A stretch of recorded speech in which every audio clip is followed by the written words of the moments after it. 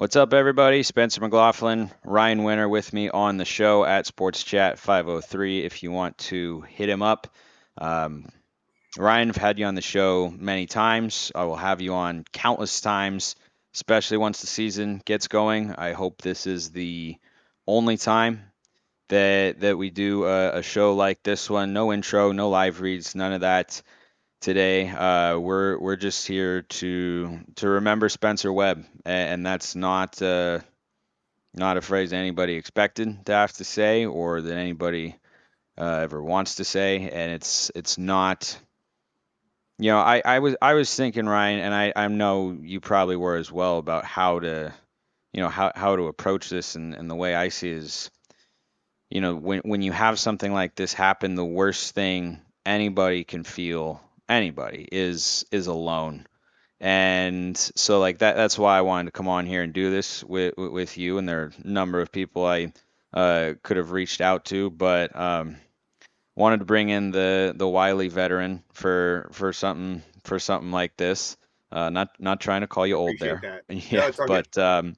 but yeah, it sucks, and we just want all of you Duck fans out there to know that everything you're thinking, everything you're feeling about this just terrible situation, we're feeling the exact same thing, and um, it's not the best, not a fun time to be a Duck fan right now. But I think one thing that we as a society always try to do is find strength and positivity through tragedy, and I think that we've seen a lot of that across the Duck fan base and across the conference as well.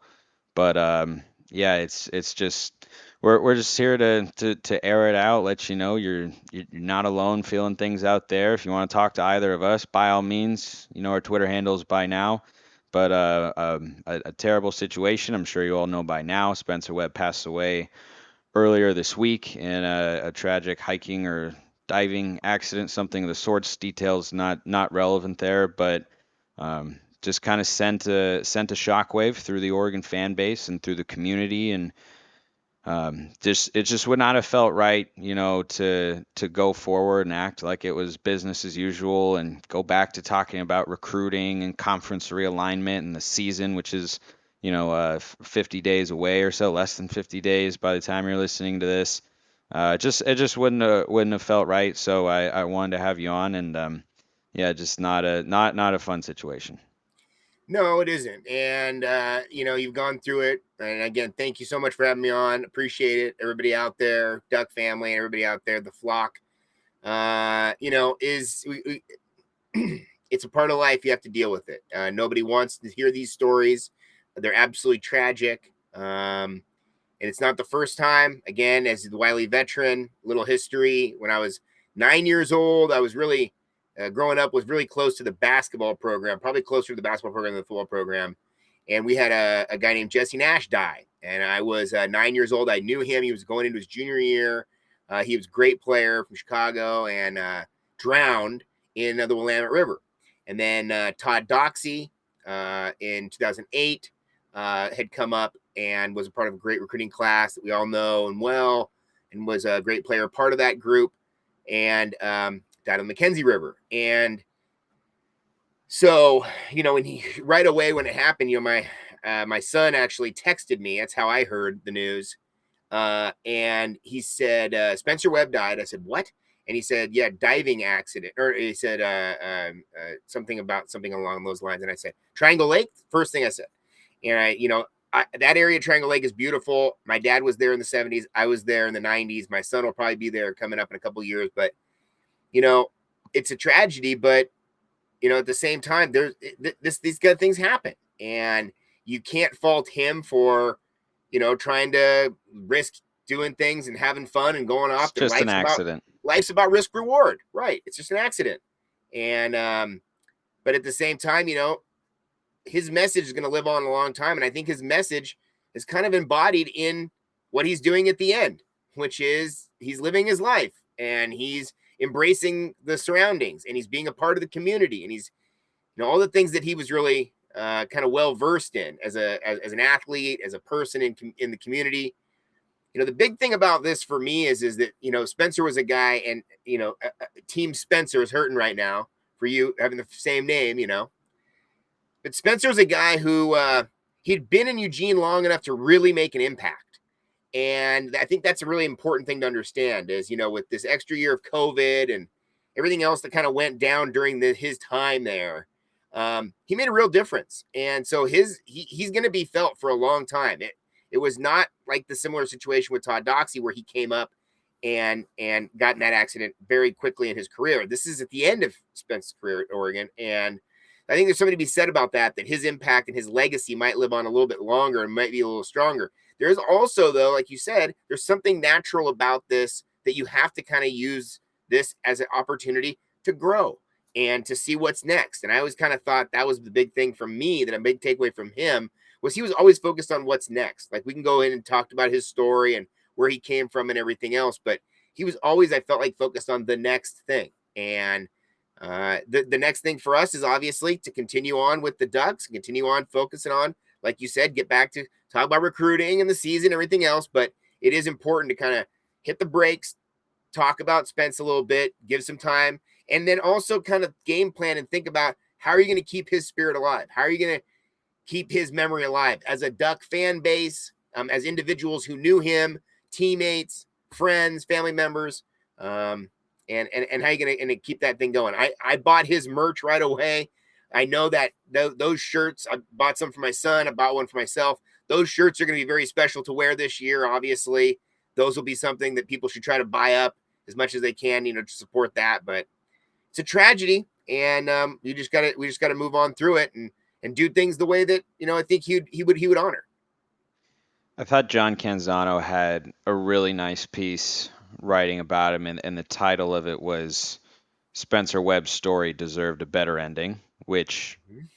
if you know his background, you know that's the case. And you're talking about what's next. I think that he was a guy who, when he was in middle school, when asking the question, what's next for him, it wasn't looking like there were going to be a lot of good things on the horizon. He grew up in a broken household. He was bouncing around from this group of caretakers to that one over there, and then ultimately his older brother was, the person who took custody of him, and he, got in school, was there, but then his grades were not good, and things were trending poorly for him, frankly. And to his credit and the community's credit, and credit to the game of football, like it did for, or has and will continue to do for so many young people across the country, is it gave him a chance to turn his life around and get it going in a different direction. And he, became a better student, and he became,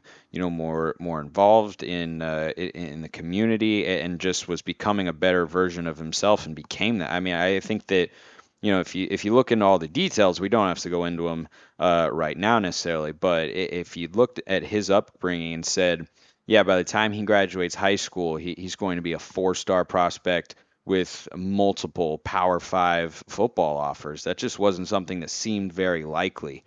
And No. then he gets to Oregon, a place that he called his dream school. And our first impression of him as Duck fans, unfortunately, that game didn't go the way we wanted it to. But that touchdown catch, this is one of the most baller things I've ever seen on a football field. And there have been so many great messages and pictures and memories flying around. I mean, he was a really good player. I mean, we've been talking about it for months here on the show about, how strong that tight end unit was, and still is, even without him going into this year. But you talked about, Ferguson, Monteval, and Spencer Webb, because we've seen Webb for the last couple of years. And that touchdown against Auburn, when he does the Allen Iverson step over of an Auburn defensive back, just one of the most baller things I've ever seen. There's a great picture of him being lifted up after the Washington win Yes. in 2018.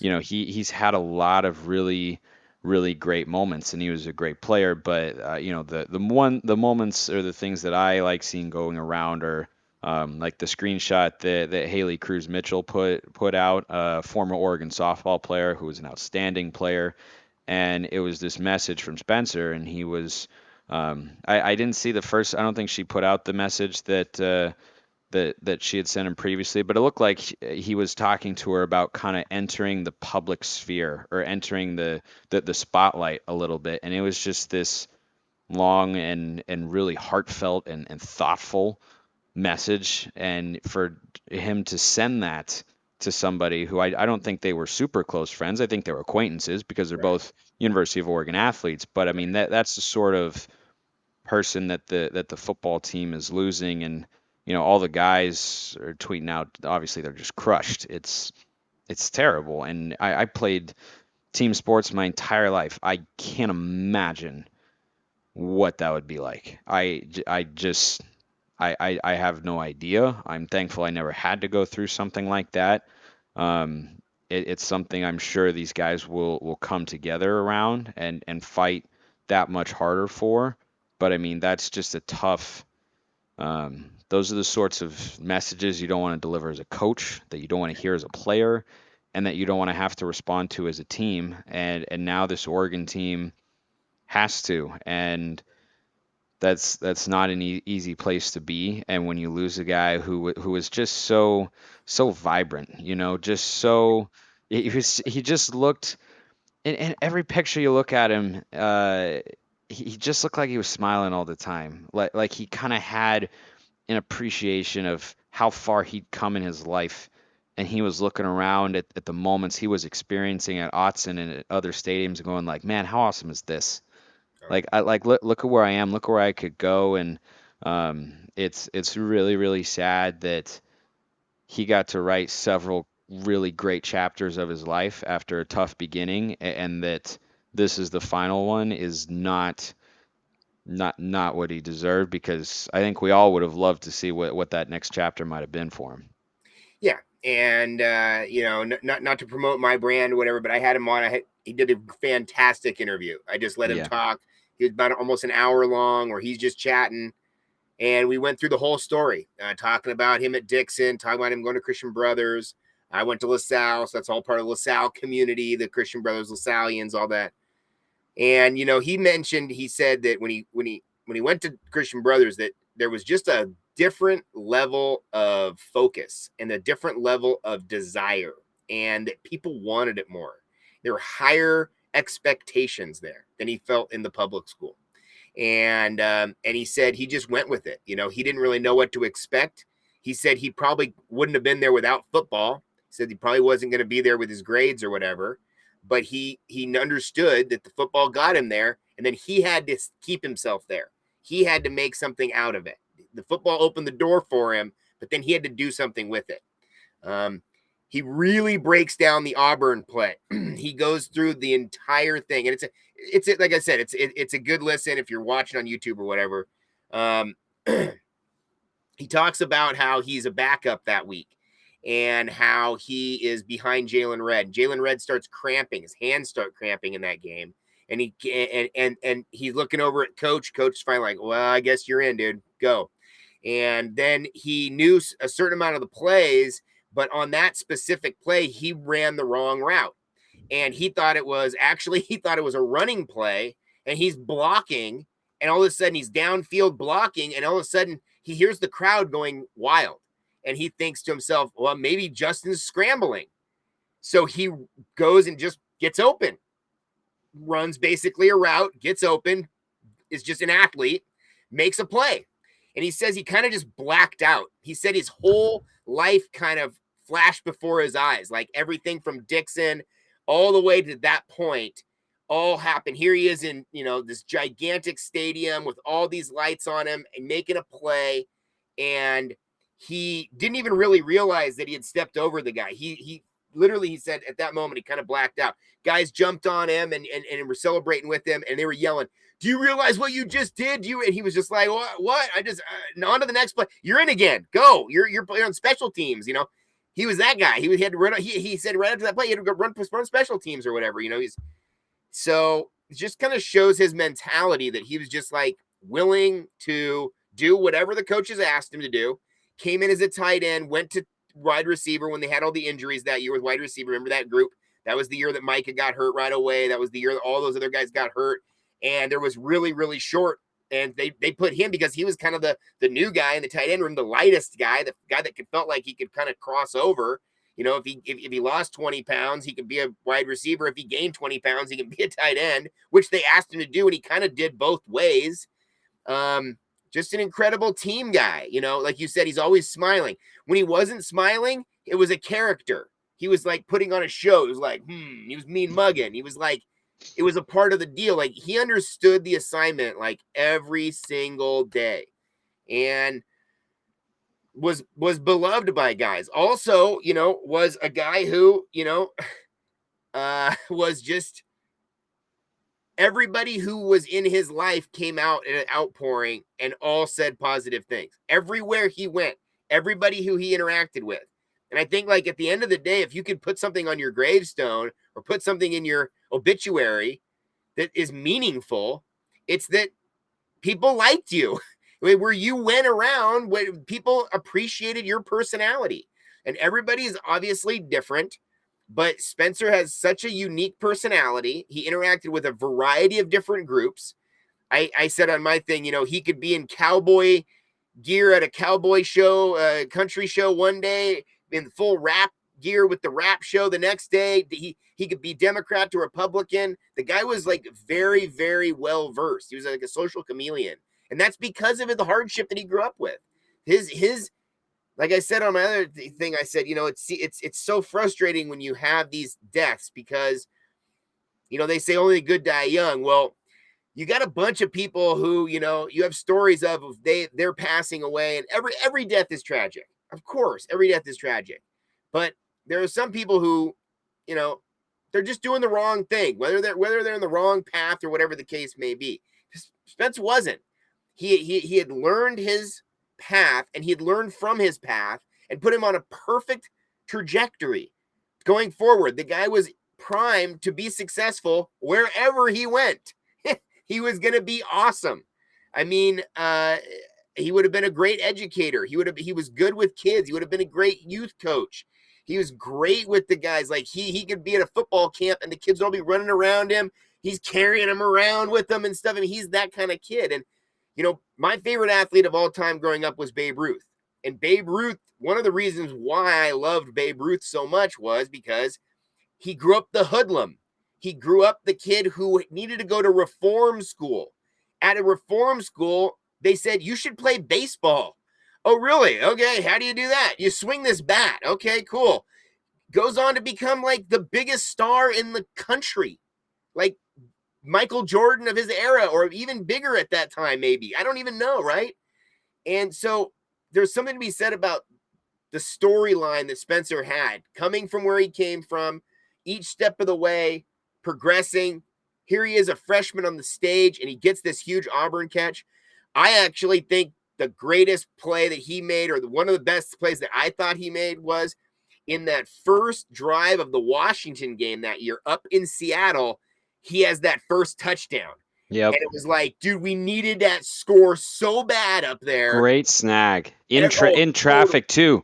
totally.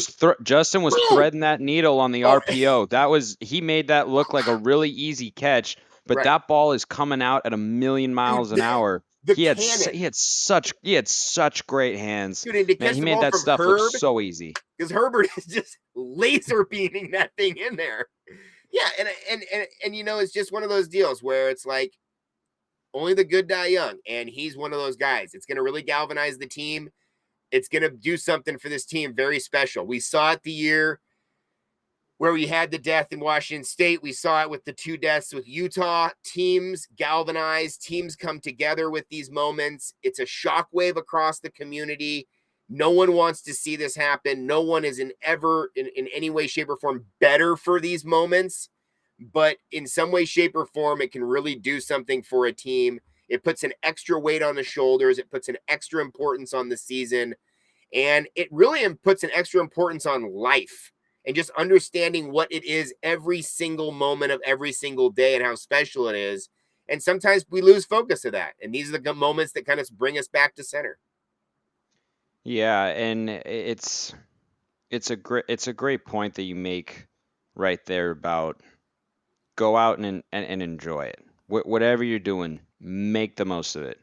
enjoy it. You don't know what tomorrow is going to bring. Maybe it'll be something that happens to you. Maybe it'll be something that happens to someone you know or care about. But like, go out and just make the most of it, you know. And he very much seemed like a guy who was doing that because, you know, like I said, when you go look at any picture of him that you see, he's just about always smiling. He's just always he always looked like a guy who wanted to enjoy what he was doing, to make the most of it, and who understood the work it took to get there. I love that story about him blacking out after he after he caught the Oh, touchdown.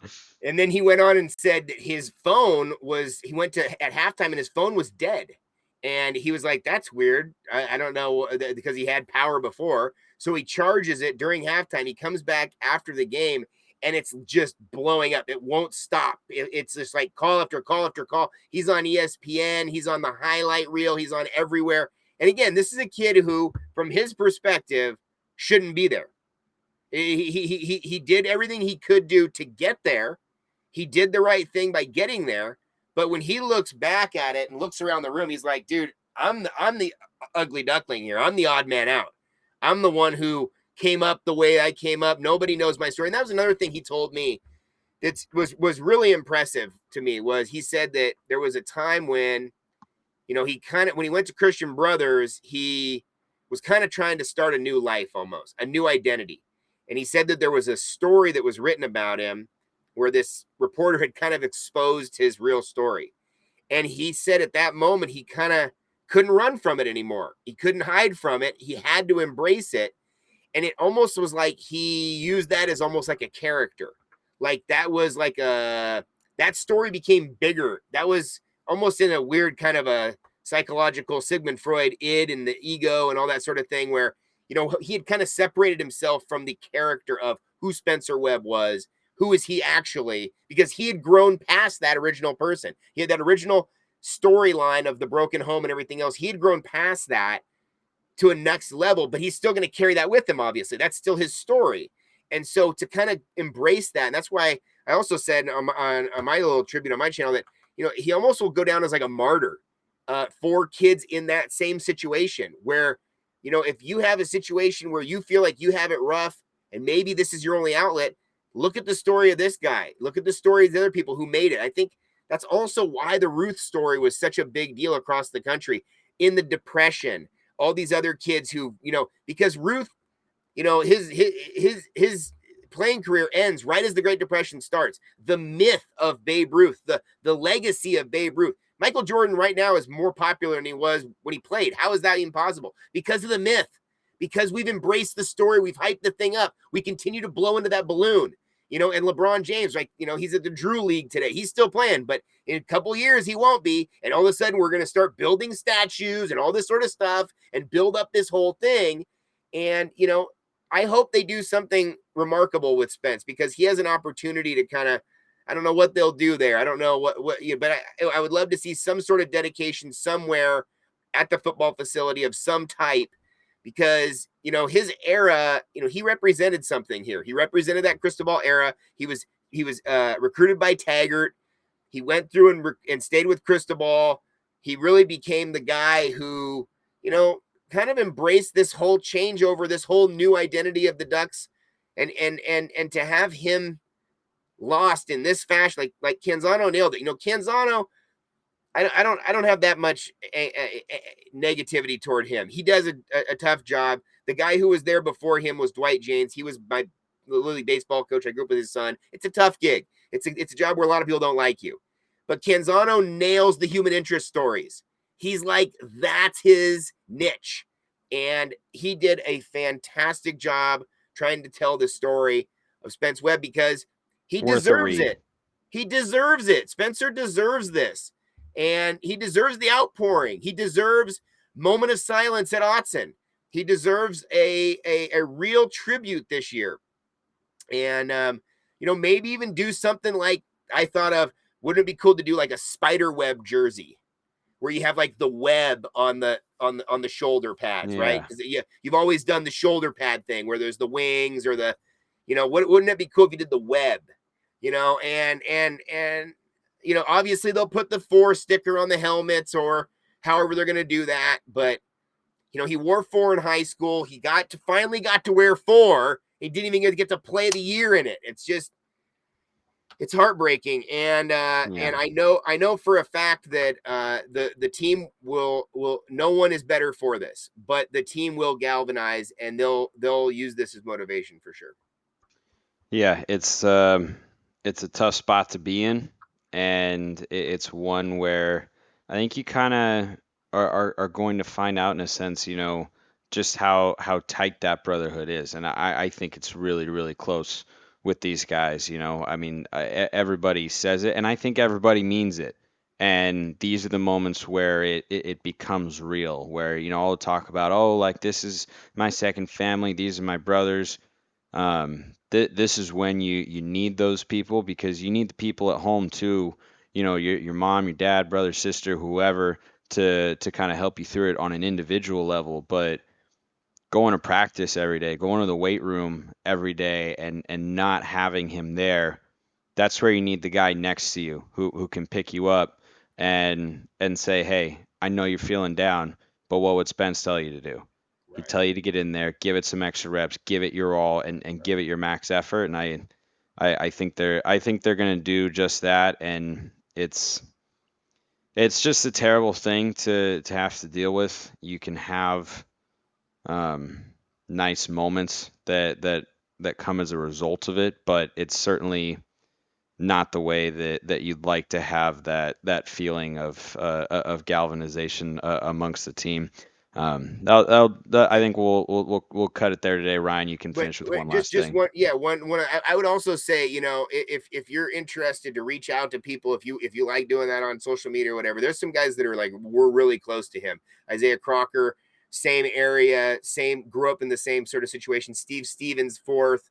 These are Northern California, Sacramento area type kids, Fresno. Um, and then the tight end room, obviously Cam McCormick, the veteran of all of them, but Patrick Herbert, Tyler Naney, who is a walk on, but is very close with Spencer. He's probably the only guy who's bigger than Spencer. Tyler's 6'8". But those are guys, and obviously the young guys too. Like you said, Terrence and Maliki, but some of those guys, spent a lot of time with him. Obviously, the brotherhood is deep on every level across the team, but it's really deep in your position group and guys who came in at the same time. So, just if that's something that people are interested in doing, I think that would be very welcomed because those guys are one, all great individuals, but are also open to that sort of communication if that's something you want to do. Because especially guys like Tyler, because he's he's a little bit less known than some of those other guys, and but incredibly close to Spence. And like I said, we all share the same thing. You said it best. We're all feeling the same things as a duck community. We all have to process this, and this is just a part of the processing. So. Uh, I've never forgot about Jesse Nash. When I was a kid, 9 years old, that really struck me when he passed away because that was a guy who I felt like I was somewhat close to at that age, obviously, just barely knowing him. But I mean, Spencer, I talked with numerous times. I talked with him in the last month about setting up interviews over the summer and having chats or whatever. And so, yeah, just shouts out to him. Thoughts and prayers out to everybody in the families, friends, coaches, everything else. So, can't thank you enough, Spencer, for having me on to allow for this. This is a great opportunity.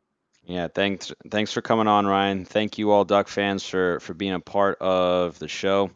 We're all in it together, but that'll do it for us here today. Appreciate everybody as always. Have a wonderful rest of your day, and go Ducks.